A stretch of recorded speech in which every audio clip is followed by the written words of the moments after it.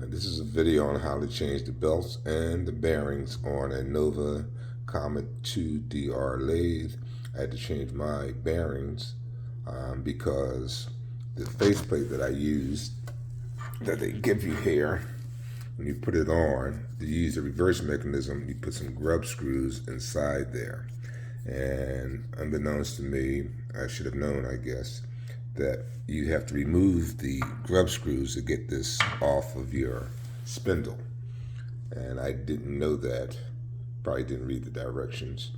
And I started banging on it. And in the course of banging on it, kind of tore the machine up. I tore up the bearings on it. And now I have to replace the bearings. So I called Technitools, and if you go to the site, it'll say that they don't have any in stock, but if you call them, a lot of things they say they don't have in stock, they do have in stock. It's just their system, and you can get them shipped to you, and it comes relatively quickly.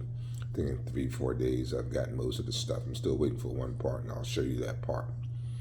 All right, so again, I had to change the bearings on this. So the first thing you have to do is you have to get your hand wheel off over here. That's that right there. And that can be pretty tight on there, so I used the pipe wrench, tightened it up on there, and gave it a little tug, and it came off. Once it comes off, you open this up. Of course, you have to take the slack out the belt by using your levers down here and drop them so that the belt can become loose. And you should take this apart and loosen that. You should take this apart and loosen those two screws, and I'll show you about that as to why you should do that later. Okay, after you get your wheel off, you have to remove the bearings. And here are the bearings on the front side. Can you see that? And there's a bearing over here also. Hopefully you can see that. I'm not sure if you can see it because I can't see it. Right there. That's the bearing. Guy's it's kind of jumpy. By the way, that's my new Wolverine. Yeah, buddy. And there's a clip there, and the clip is going to look like this. In fact, when you order the bearings, it's going to come with a set of clips in the bag, like this. And one of them in there is the smaller clip that you have to replace. So that clip will be inside of here. There's a groove inside there. And to get this clip off, you need a pair of bent nose or curved nose pliers. And you're going to need them. There's no way around it. You need these. I think I paid $34 at Home Depot for these. They're cheapest sets. I could have ordered them online from Amazon and got them cheaper, but I wanted to get it done right away. Anyway, you have to go and get a set of these. You got to maneuver this into these two little clip holes. Let me just show you. So there's two little holes. You have to maneuver the prongs on your bent nose pliers into those holes, and they'll be over there. It's kind of tricky, but you can do it. Once you get them in there, you spread them apart, and that clip will come out. Now, once the clip comes out, you're not really ready to go yet, because your spindle, although mine is sitting way out here because I'm waiting for another part before I put it back together, will be inside of your machine. And inside of your machine, you're going to have your pulley. It's kind of herky-jerky. You're going to have your pulley wheel, which will look more like that. Right, it's going to look like that. And you're going to have your encoder index, which is a wheel with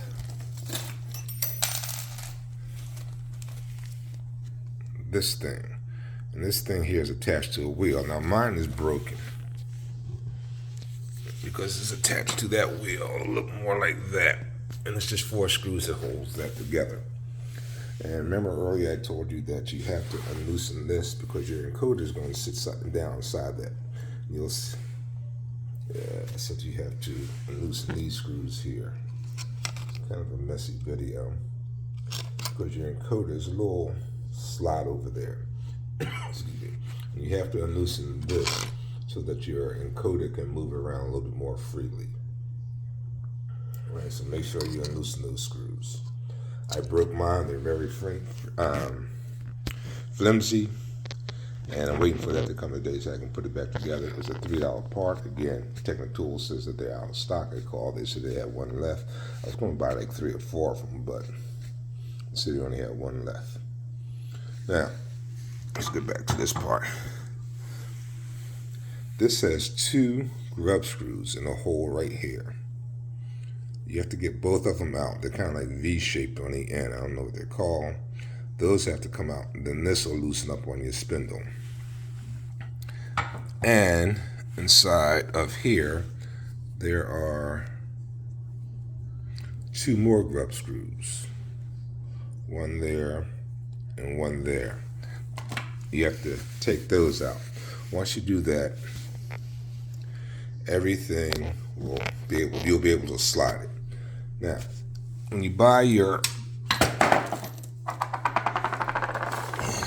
kind of messy, but it works, right, this video. This is your repair kit. You're going to get your 2 bearings and these clips inside of it.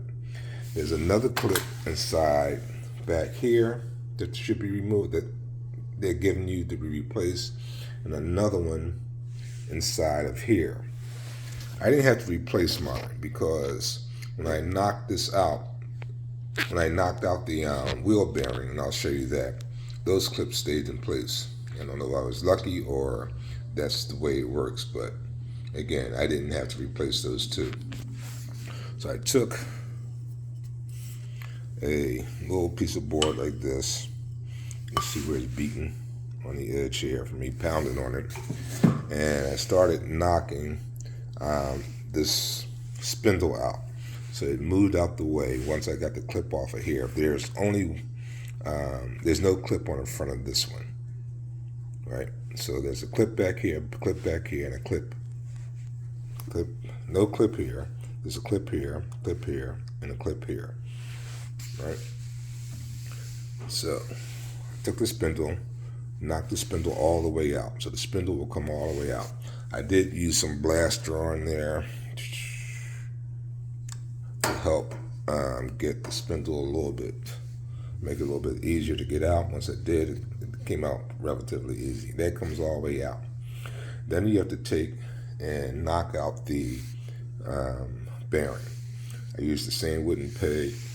This bearing comes out from the front side here, and this bearing comes out from the front side here.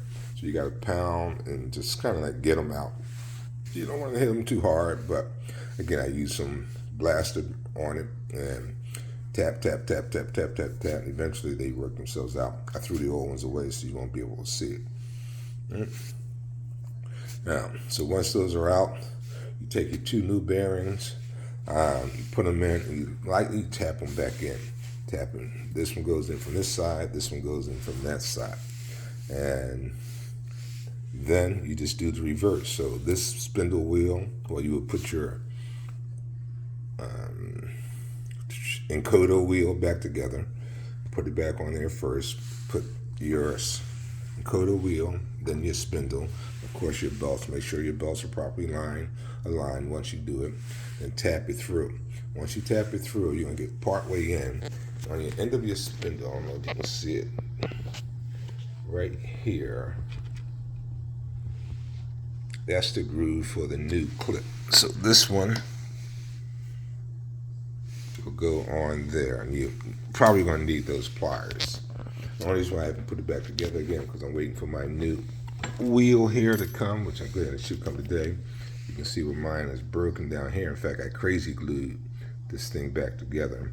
Then I figured since I had it apart, I might as well let it stay apart and just order the doggone thing again. $3 for that part.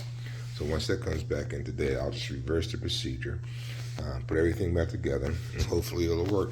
You know, you can turn your spindle with the as it is.